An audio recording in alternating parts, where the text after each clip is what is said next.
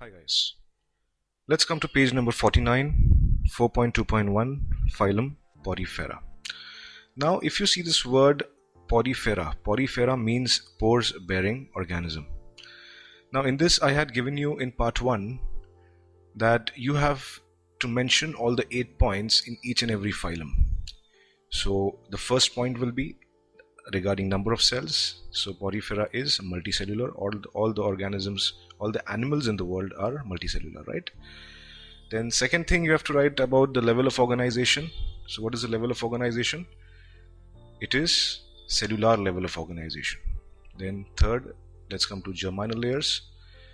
So they don't have any germinal layers, so no germ layer present. Then fourth point, let's speak about the symmetry. It is asymmetrical. Let's speak about the body type. There is no body type, asymmetrical.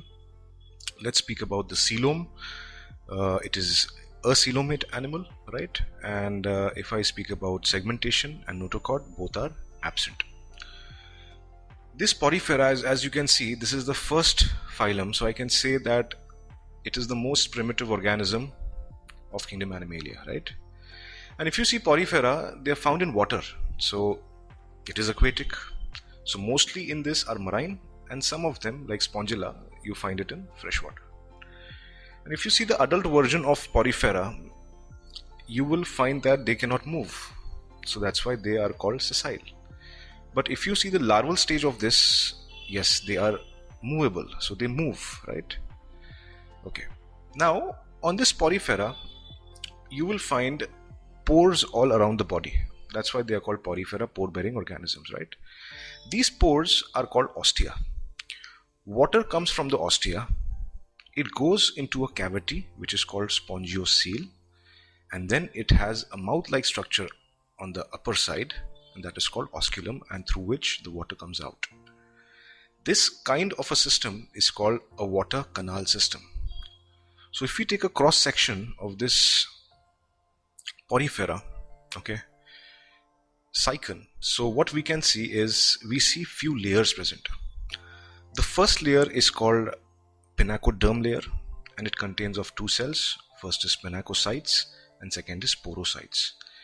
In between the porocytes a canal passes, and that is called as ostia. After that you will find a layer which is called mesohyl layer, and in this mesohyl layer you will find spicules, which is made up of calcium carbonate and silica. Then you will find spongin fibers, which is made up of proteins, right? You will find amoeboid cells, and you will find archaeocytes. Inner to that, you will find a layer of choanocytes, and these choanocytes are actually called as collar cells. If you see the structure of choanocyte, it contains mucus glands present on the collar microvilli which is present, and generally due to this mucus generation it is able to capture the food, and it contains a very big flagella which is helpful for gathering of the food. The food is taken up when water comes in, and then the food particles is transferred into the collar cells or the choanocytes, and intracellular digestion takes place, right? And after this intracellular digestion, after absorption, assimilation, the amoeboid cells transfers the whole food into the body of the Porifera or the cycle. Now let's come to the NCERT. Choanocytes or collar cells line the spongiocele and the canals. Digestion is intracellular. The body is supported by a skeleton made up of spicules or spongin fibers. Sexes are not separate, they are hermaphrodite. Okay, hermaphrodite means they contain male and female together, the sex gametes. So what happens over here, they contain cross fertilization. That means if two cycons are there besides, the male gamete via osculum it goes out, and then via ostia it enters into the other cycle, and due to which fertilization occurs. So that's why it is called cross fertilization. It also reproduces asexually by fragmentation. It also has bud formation, which is internal bud formation, and that bud formation is called gemule. And this gemule generally comes out via osculum, and then what happens? It transforms itself into a larva and it finds a space to settle down. That's why it is motile, and then after settling down it becomes sessile as it grows into an adult. So sexes, come to NCERT. Sexes are not separate, hermaphrodite, that is eggs and sperms are produced by the same individual. Sponges reproduce asexually by fragmentation and sexually by the formation of gametes. Fertilization is internal, right? So internal fertilization happens. I said you, cross fertilization occurs. Male goes into the next, male gamete goes into the next cycle and fuses.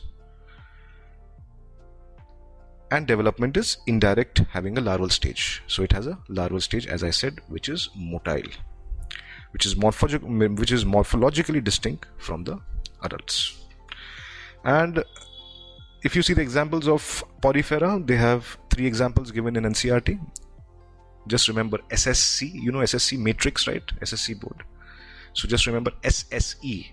First is S stands for cycon, then stands for spongula, and third stands for euspongia, SSE. Cycon is called as scypha, spongula is called as freshwater sponge, and euspongia is called as bath sponge. Now let's come to the second phylum, which is Coelentrata. Coelentrata is also called Cnidaria, or coelentrates is also called Cnidarians. If you take this classical example of coelentrates, coelentrates have 2 examples. First is 2 main examples which is mentioned in NCERT. First is hydra, second is jellyfish, right? If you see a structure of hydra, it is generally diploblastic in nature. So first let's mention about all the 8 points. First, it is multicellular. Second, about the germ layers, it is diploblastic in nature. Level of organization, third point, it is tissue level of organization as 2 germ layers are present, which is ectoderm and endoderm, right? And it contains a mesoglea in between, which is a non-cellular layer. Then fourth point about the symmetry, if we say, it has a radial symmetry. About coelom, next point, it is acoelomate, and notochord and segmentations are absent. If you see hydra, it contains a gastric cavity in between, and that gastric cavity is called coelenteron, and because of this word coelenteron came the name Coelentrata. Then it contains tentacles, and these tentacles contains nematocysts on it. And these nematocysts contains cnidoblasts, and this is very poisonous. So it acts in the defense and paralyzes the prey. Tentacles main functions are 3. First is to anchor. Suppose if the water current is more, so it helps in anchorage. This is the first function. Second function, as I said, defense, and third function is capture of prey with the help of cnidoblast. It contains a mouth, and that mouth is called hypostome, right? Through which he takes in the food and also egests the food from the same opening. So Hydra, if I tell you, it's like a traffic pole, right? If you see traffic side, on the road side, if you see the traffic poles or light poles, it looks like a pole. So that's why Hydra, from pole comes polyp. It is a polyp. It looks like a pole. And the second example over here is jellyfish. Jellyfish name, scientific name is Medusa. I call it Maid Usha. I call it what? Maid Usha, right? Maid Usha, Medusa. And if you see the structure of Maid Usha, it is umbrella-like. So it looks like an umbrella. Okay. Always remember, in Coelentrata, you have to remember number 2. As it's the second phylum, so number 2 phylum, number 2. Then second thing, in number 2 is it is marine, it is freshwater. Then it is also called coelentrates or Cnidarians. Then again number 2, solitary or colonial. They are sessile or free swimming. They have extracellular digestion or intracellular digestion, right? They have ectoderm and endoderm. They are called polyp or medusa. Again number 2. Then they have sexual or asexual reproduction. Again number 2. Even one more thing, they contain a single mouth, but they eat from one mouth and ingest from the same opening. So number 2 here. There is a special example in Coelenterata which is called Obelia, and it undergoes metagenesis. What is metagenesis? That is called alternation of generation. In this, what happens? There are 2 things you should remember about reproduction. It contains asexual and sexual reproduction both. So polyp turns into medusa by asexual reproduction. Why? Because it's pole-like. It is just standing. It cannot move, right? It is sessile. See, if I tell you about medusa is maid Usha.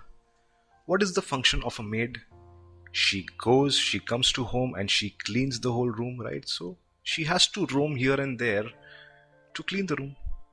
So it is a property of jellyfish that it is free swimming. Jellyfishes are what? Free swimming. Maid Usha is freely roaming, right? So medusa. Now medusa does sexual reproduction and turns into a polyp. Okay, so this was about a specific example, Obelia, in which alternation of generation is present from polyp to medusa and from medusa to polyp. Now, if I tell you about the examples of Coelenterata, I will tell about the genus and the species of Coelenterata. The first thing I'll tell is Adamsia. The species is sea anemone. Second genus is Physalia. The species is Portuguese man of war. Third genus is Pennatula. The species is sea pen. Fourth genus is Meandrina, and the species is brain coral. Fifth is Gorgonia. Species is sea fan. And sixth is Aurelia, which is jellyfish. All these examples are mentioned in NCERT. Okay, how to remember this? Once there was a man. In Hindi we say ek tha admi.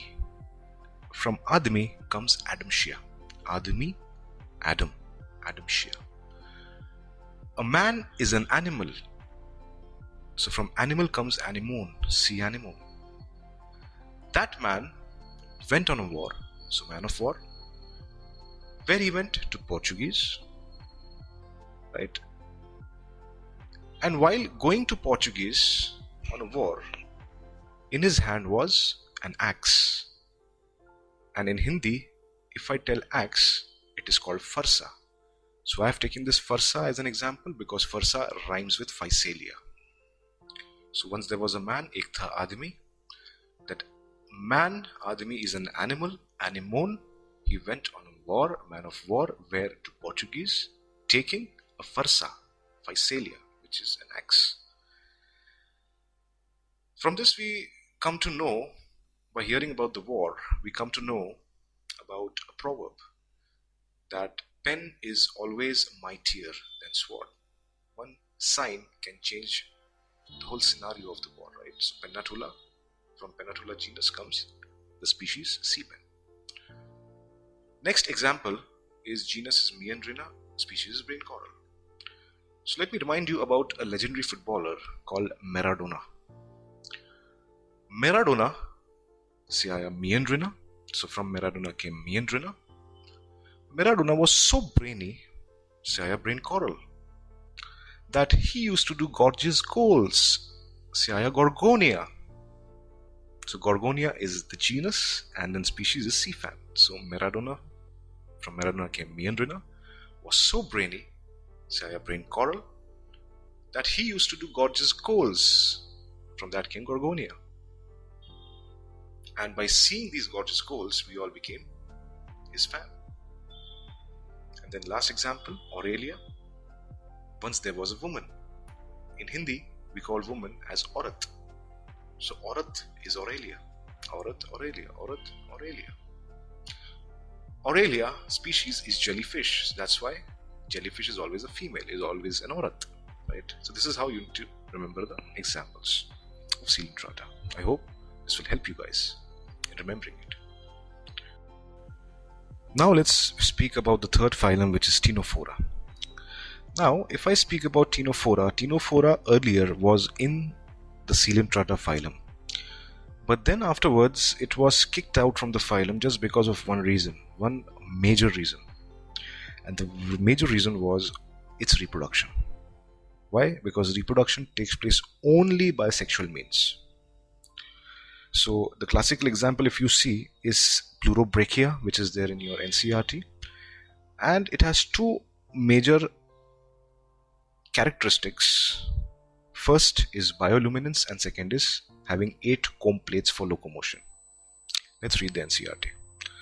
Ctenophora, commonly known as sea walnut or comb jellies, are exclusively marine. They are radially symmetrical, they are diploblastic with tissue level of organization. So you have to write all the 8 points here. The body bears 8 external rows of ciliated comb plates, which helps in locomotion. Digestion is both extracellular and intracellular. They have bioluminescence, which is the property of a living organism to emit light, which is well marked in ctenophores. Sexes are not separate, as reproduction is only by sexual means. Fertilization is external with indirect development. So the examples are Pleurobrachia and Ctenoplana. Now, one thing you have to remember for NEET, there are 3 phylums which are exclusively marine phylums. In that, first phylum is Ctenophora, second phylum is Echinodermata, and third phylum is Hemichordata. So these 3 phylums are exclusively marine animals, marine phylums. Remember this for NEET.